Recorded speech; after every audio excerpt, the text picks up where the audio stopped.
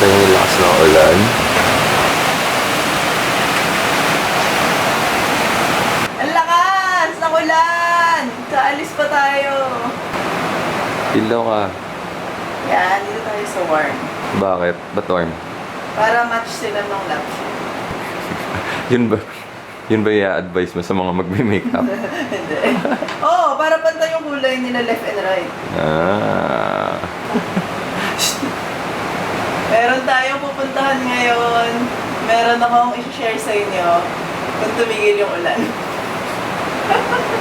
Excited na akong papakita sa inyo yung lugar na pupuntahan natin. Tara, punta na tayo! Halika na!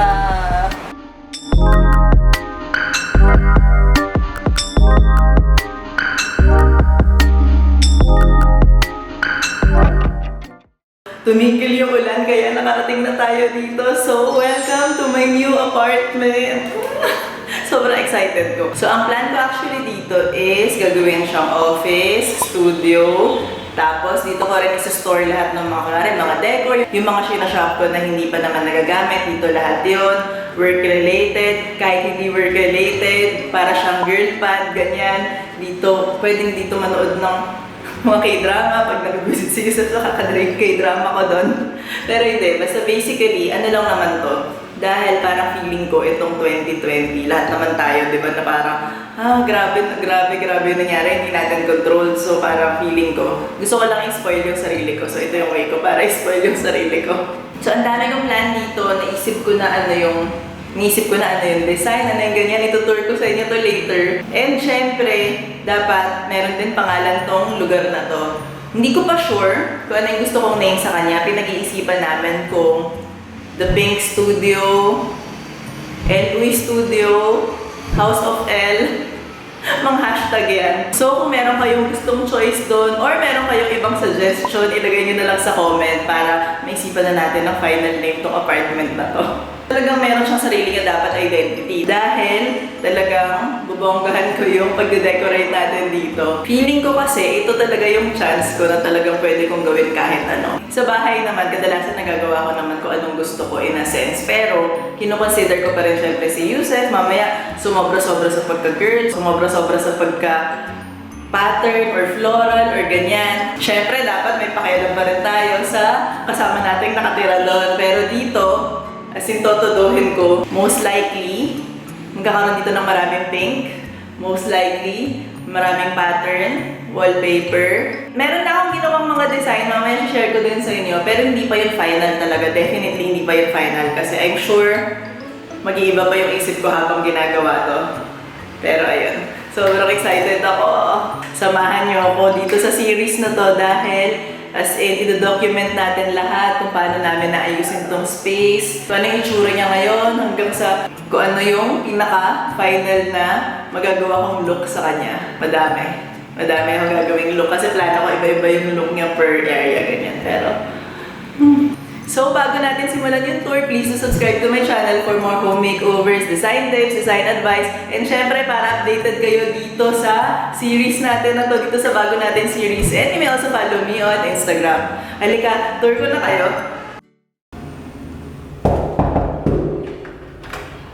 Hi! Welcome to my apartment! So, ito yung ating main door. Tapos, meron siya actually space dito na parang foyer or entry area niya, which is sobrang perfect. So, i-makeover din natin to. Actually, ang plano ko dito is i-wallpaper natin itong area na to. Tapos dito, meron tayong cabinet. I-paint natin to ng dark green. May magandang chandelier. Basta magiging cute. Doon pa lang tayo sa entrance. Masyado ng maraming nagaganap. Pero, ayun, marami pa tayong kwento dito. So, actually, one bedroom tong space na to. And ito yung kanyang bedroom. Tada! So, ito yung room. And hindi ko naman ito gagawing bedroom dahil dito sa buong apartment, ito yung pinakamaliwanag na area talaga. So, dito tayo mag-office. Pwede tayo mag-shoot, dito tayo mag-studio, mag-paint tayo, and ganyan. Tapos, dito sa window, most likely dito ang maglalagay na table. Tapos, meron tayong mga plants dyan dahil maliwanag. And, ito naman sa side na to, alam mo, lalagyan ko to ng mirror. Ito, Dito tayo kanina nag-shoot ng intro natin. Pero most likely dito meron talaga tayong sitting area or sofa area and something cute over here. And actually, itong bumurong na to, dahil nga nandito yung maliwanag, ipipaint ko lang to ng light color, ganyan, para talagang fresh na fresh tayo. Tapos, dito sa kabilang side niya, itong buong wall na to is storage siya. So, ang daming pwedeng ilagay. Dito natin, tingnan nyo. As in, dulo-dulo. Pupunoy natin yan ng mga cute na gamit. Halika. Labas tayo ng room. Tapos, dito naman is yung banyo. Ayan. So ngayon, as you can see, sobrang plain lang niya. Magulo lang siya, makalat pa. Pero, pag matapos tayo dyan, magiging cute na rin yan dahil i-paint natin yung wall, pati ceiling ng something na dark pink na dramatic. Tapos may mga black accent. Tapos cute din na ilaw. Magiging spa. Spa daw, spa talaga. Sauna. Hindi, hindi naman.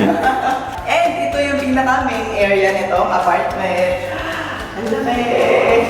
So, dito sa unang side niya, pagpasok mo talaga is yung kitchen space niya. Obviously, ko lang kita nyo, di ba very typical siya na rental, yung paint lang nila ng brown. Pero, syempre, hindi yun yung gagawin natin dito. Sa totoo lang, ang dami ko lang inisip dito sa space na to as in, muna tayo.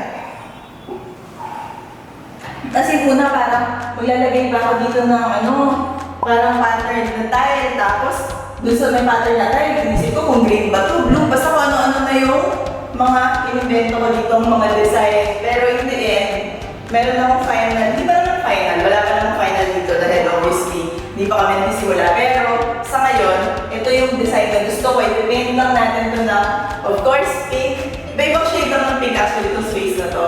Tapos, ito light color, tapos ito pa pa, lagyan natin ng door. Magkakaroon tayo dito ng light. Basta, magiging very girly siya, very glam. Nito, kitchen natin. And kahit dito sa main area niya, ang laki pa rin ng window niya. Ayan no? Ang cute. Basta doon lang talaga yung parang sunset side, kaya mas maliwanag sa room. Pero okay pa rin yung light dito sa side na to. And ayan, meron din tayo dito isang malaking blank wall which is lalagyan ko to ng gallery wall. Papalagyan ko to ng konting molding para meron tayong cute na detail dito. Tapos, ayan, ito yung buong space. Dito sa gitna, dito natin lalagay yung pinaka-living area. May sofa tayo dyan, tapos wall dito most likely, pink pa rin. Bakit ba sinasabi ko pa yung kulay? Malamang pink lang. Pero light, like iba-iba sila ng shade. Tignan nyo. Tignan natin kung ano yung final natin na shade dito. Tapos syempre dito, magkakaroon tayo ng cute din na curtain.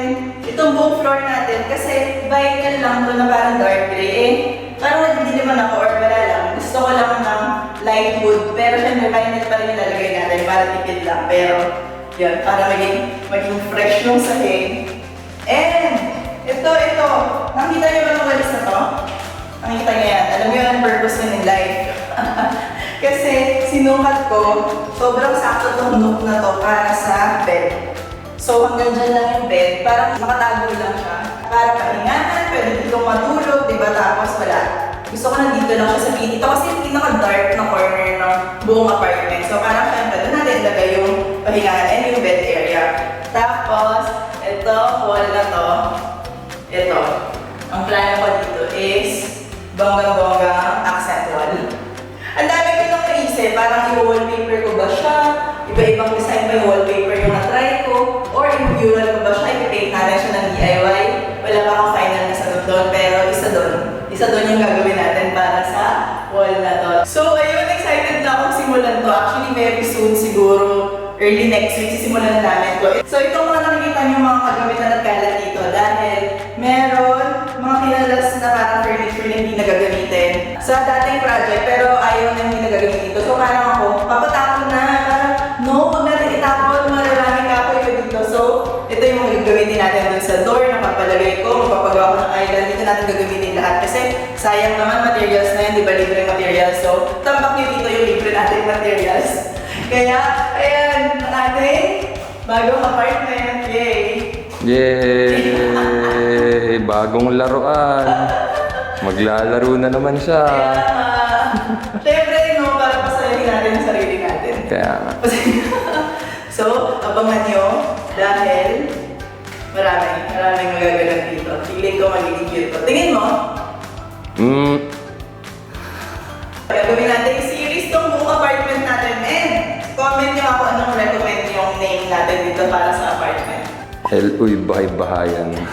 Hashtag, anyway, bahay-bahayan din.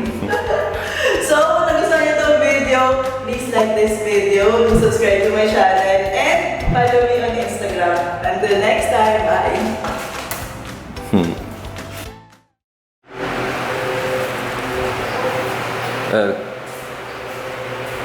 Yo. Ito na, may housewarming gift ako sa'yo. Ano yan? Tada! Ito. Sipa. Sisipain mo kasi feeling ko masaktan ako. Housewarming gift ko to, galing to sa bahay. Sir? Oo, nakita ko lang.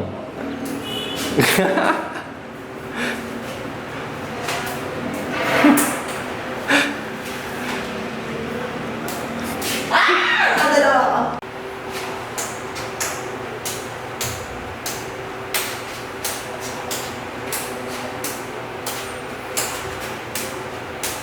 Yabang, pasikat, ang arte.